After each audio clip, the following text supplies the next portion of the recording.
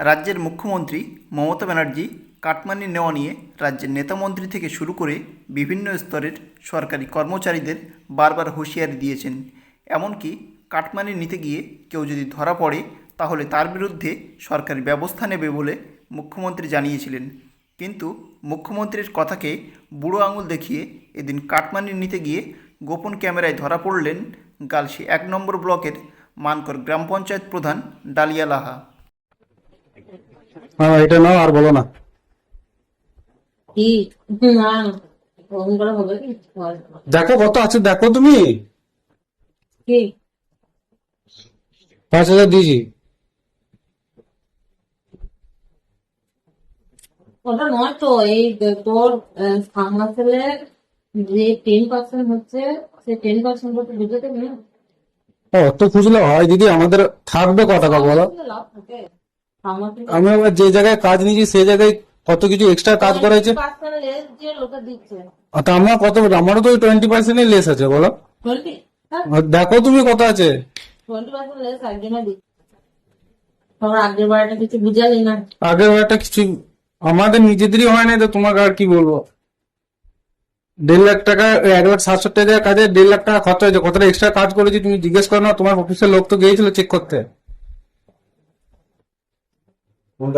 আর সরকারদের ওইটা কতটা এক্সট্রা কাজ করা হয়েছে বলো তো। 1.5 লাখ টাকার কাজ করেও কতজনে দিবে? আগেরটাকে বলে দিলাম, তুই বললি হ্যাঁ দেবো, নিয়ে আসতে পারবো। আমি হিসাব করে দেখলাম তো কিছুই থাকছে না, তাহলে আমি কি দেবো তোমাকে। তো 5 দিচ্ছি তো, আবার কত লাগবে। দাঁড়াবো, যা কাজ হয় কত টাকা কাজ বল? 2,49,000 টাকা।